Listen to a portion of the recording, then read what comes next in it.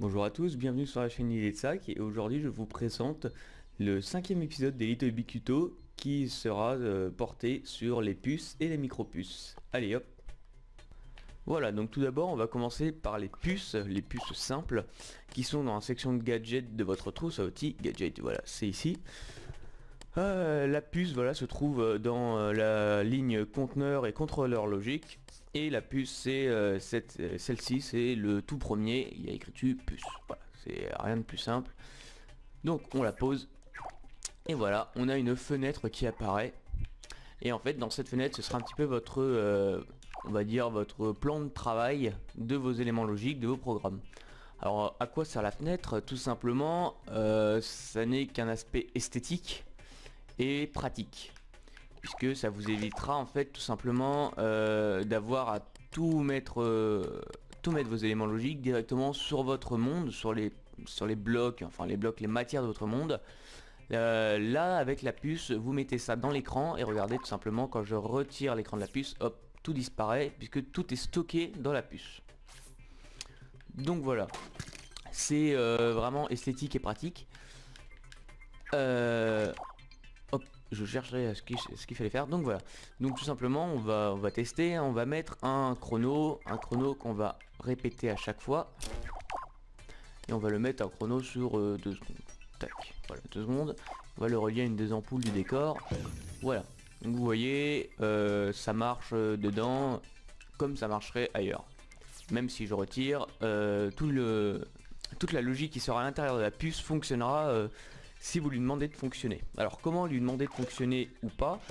Tout simplement, vous avez remarqué en bas, juste là où il y a mon curseur pop-it, il y a une entrée. L'entrée de la puce qui est l'entrée activée. C'est l'équivalent d'activer désactiver pour la plupart des éléments logiques. Donc comment on va faire ça? On va tout simplement mettre un bouton. Hop, qu'on va lâcher.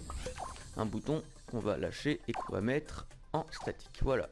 La sortie du bouton, on va la relier à l'entrée. Et là, on va ouvrir la fenêtre. Donc la fenêtre, comment l'ouvrir avec une puce? Vous pouvez l'ouvrir soit dans les options. Il y a, hop, je remonte. Il y a cette option qui est afficher le circuit imprimé, oui, non. Ou alors tout simplement, vous appuyez, vous mettez votre curseur pop-it, pardon, sur la puce et vous appuyez sur R1. Voilà, et vous l'ouvrez à volonté. Alors maintenant, voilà. Donc comme vous pouvez le voir, le chrono lui s'est arrêté tout simplement parce que on n'envoie pas de courant dans l'entrée de la puce. Alors pour envoyer le courant, on va appuyer sur le bouton et voilà. Et là ça envoie du courant, le chrono refonctionne. Donc tout élément logique qui est dans la puce refonctionnera.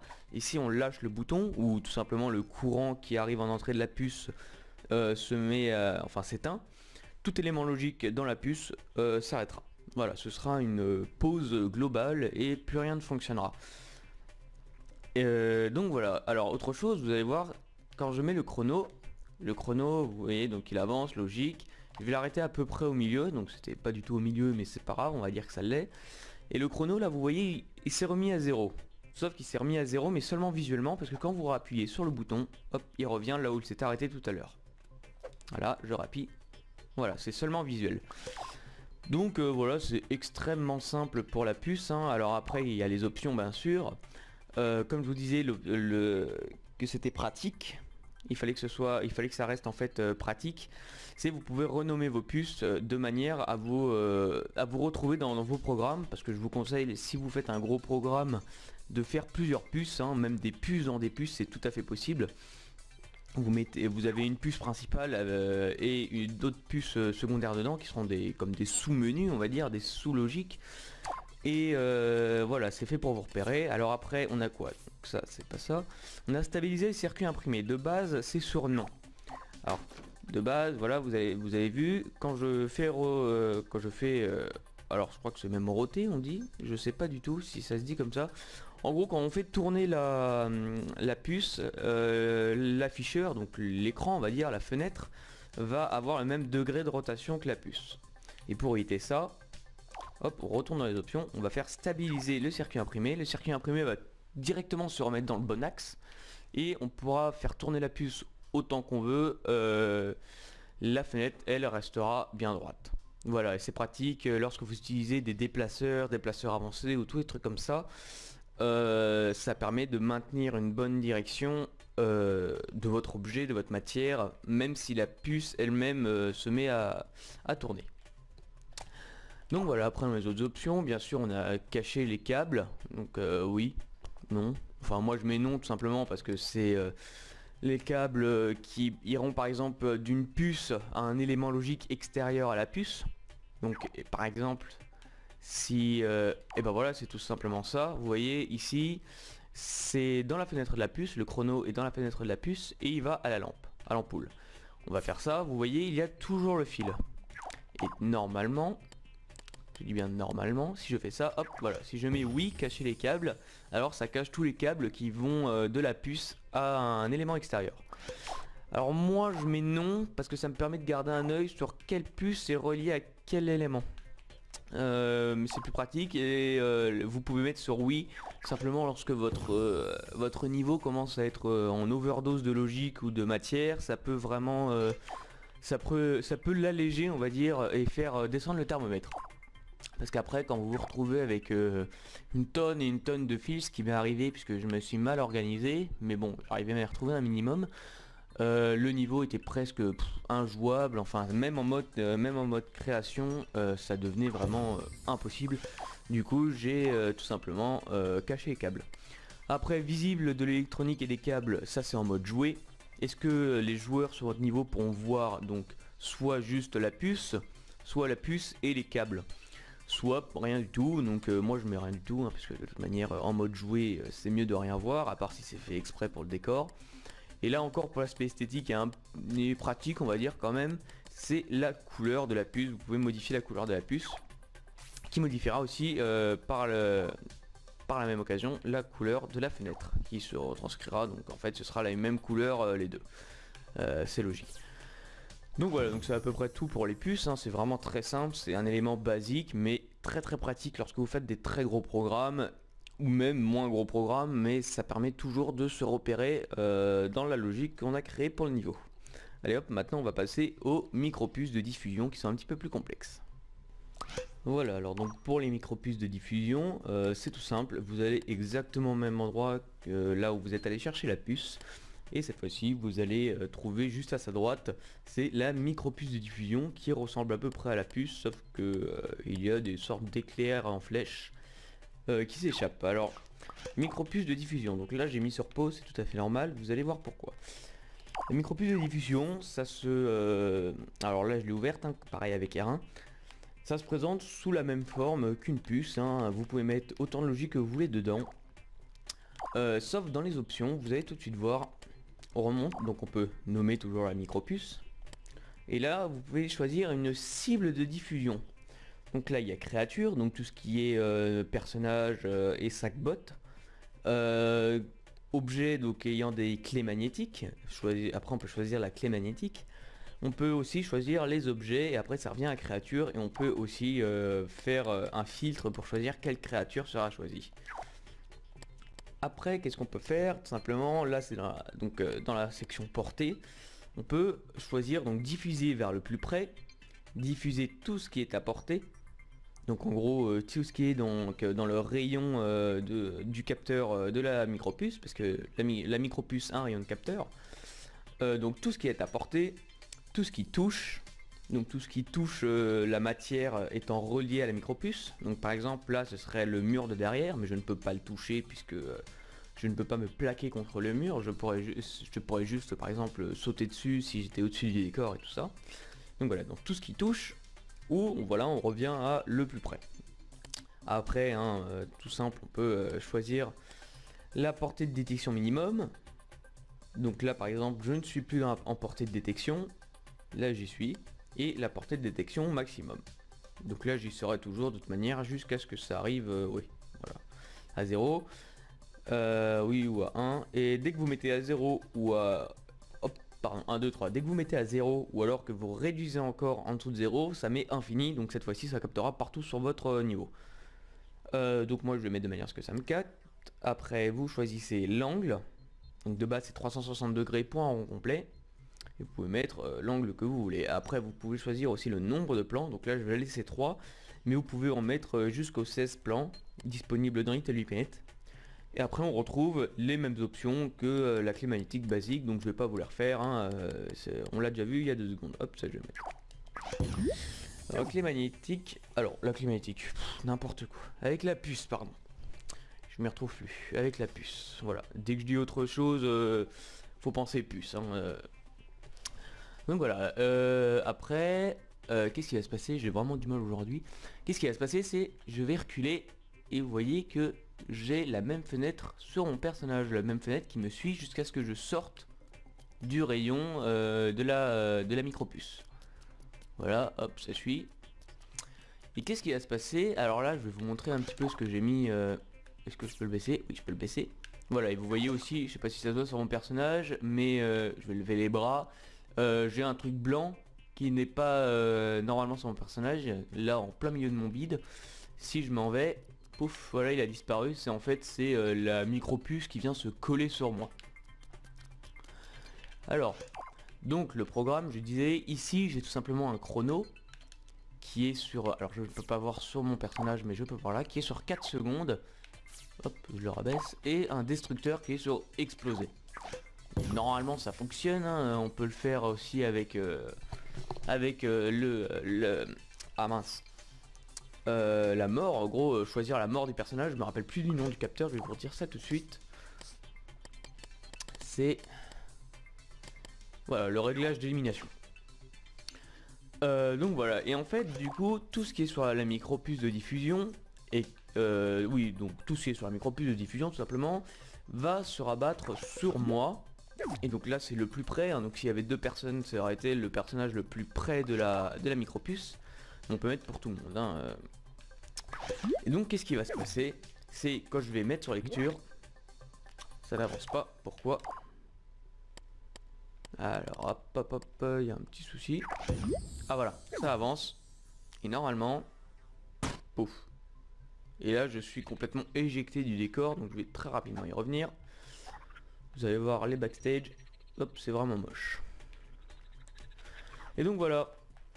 Donc c'est ce qui se passe en gros dans mon personnage. Donc voilà, si j'en sors, ça ne capte plus. Donc ça m'a arrêté le chrono. Et si je rentre, ça recommence. Alors je sais pas du tout pourquoi. Ah oui. Le chrono, ça n'est pas visible sur la micropuce elle-même, simplement parce que ça va le faire à chaque joueur, à chaque fois qu'il capte. Donc sinon ça aurait voulu dire que ça aurait pu se faire qu'une seule fois. Donc ça doit être possible, hein, je vais pas essayer. Mais en gros voilà, ça recommence à chaque fois qu'on y retourne.